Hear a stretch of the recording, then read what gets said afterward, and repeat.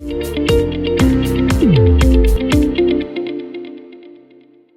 is our maintenance-free 1 to 8 dispenser. Next, I will explain the basic working principle of this machine. First, we need to remove the protective plate at the bottom. The chemicals enter through the suction rod connected to the bottom of the pump. The flow passes through the pump into the collector. The rinse pump flushes water into the collector. The water flow drives the chemicals to move to the other side. It reaches the discharge valve at the bottom. At this point, the corresponding pneumatic valve of the washing machine will open. Once opened, the chemicals and water flow simultaneously into the washing machine. After dosing is complete, the air blow is activated. Compressed air accelerates the flow of chemicals and water towards the washing machine. The air blow helps prevent chemical residue in the pipes, reduce the water flow entering the washing machine. This is the working principle of our maintenance-free 1 to 8 dispenser. Next, I will explain how to connect the 1 to 8 dispenser to the water source. First, we need to take out the small white tube provided.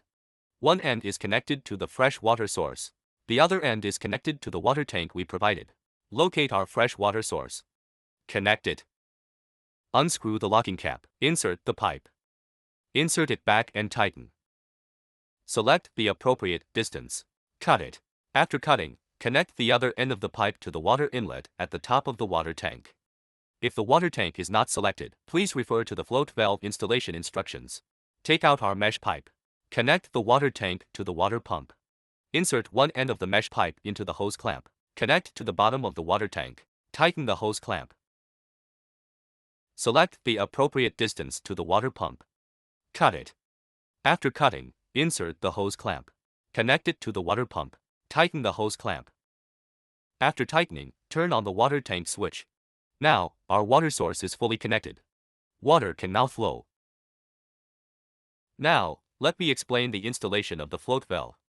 The parts currently on display are all included in our accessory pack. This is the elbow for the float valve. We need to take out the float valve first. Wrap it with PTFE tape. And match our connector to the pipe.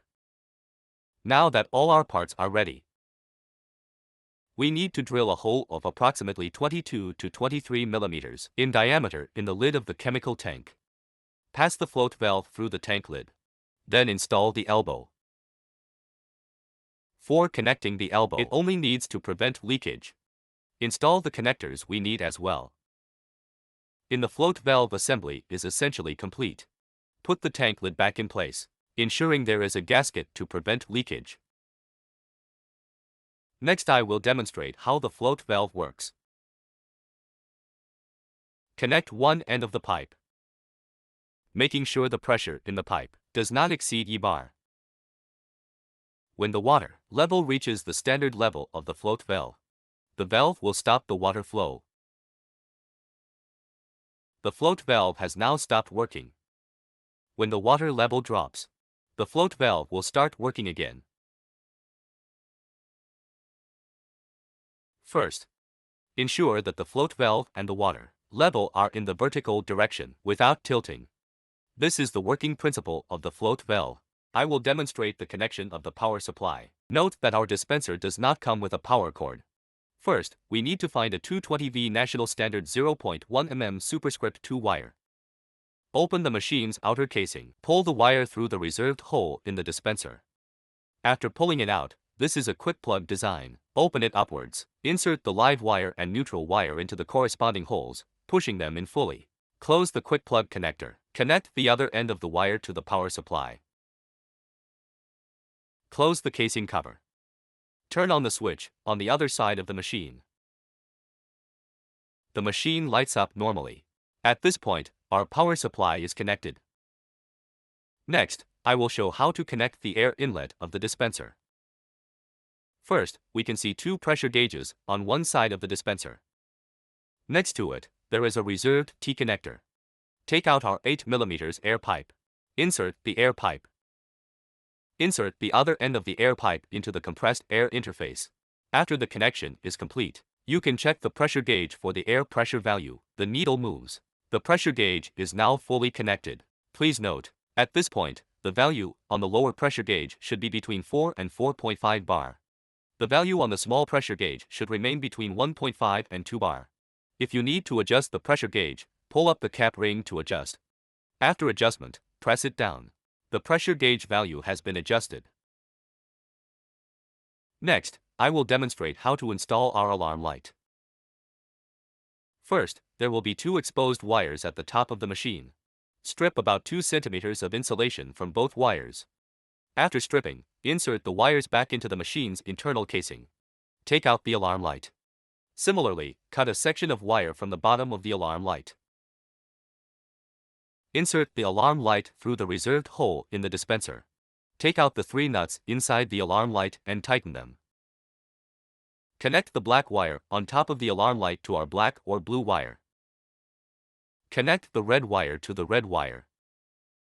After the connection is complete, close the dispenser's casing. The alarm light is now fully installed. Next, I will demonstrate how to install the check valve above the pump. After we first receive the machine, the pump and the check valve above are in a separated state. Above the pump, there is a part that blocks the internal check valve. Remove the part here. After removing it, this part has no further use and should be set aside. Remove the check valve from the discharge pipe. After removing it, connect the check valve to the pump. Tighten it using a 27 mm wrench. Note, tighten just enough to feel slight resistance. Do not tighten too much. Insert our discharge pipe. All pumps need to be connected in sequence following this procedure. The check valve is now successfully connected to the pump. Next, I will explain how to connect the suction rod. Cut the suction pipe to an appropriate length based on the distance from the chemical container to each pump. Take the first pump as an example. Connect one end of the suction pipe to the suction rod. Remove the locking cap on the suction rod. Pass the suction pipe through the locking cap. Connect the suction rod to the suction pipe. Tighten it. After connecting, insert the suction pipe into the chemical container. The other end of the suction pipe. From the back of the machine. Connect it to the intake port at the bottom of the pump. After removing the locking cap at the bottom of the pump, insert the suction pipe. Connect the suction pipe to the pump. Tighten it. The suction rod is now successfully connected to the pump. We will sequentially connect the remaining 7 pumps. Next, I will demonstrate how to connect the discharge pipe to the discharge valve. We take out the mesh pipe. Cut the mesh pipe to the appropriate length based on the distance from the discharge valve to the washing machine. Measure and cut each to the appropriate length. From left to right, the machines correspond to washing machines 1 to 8.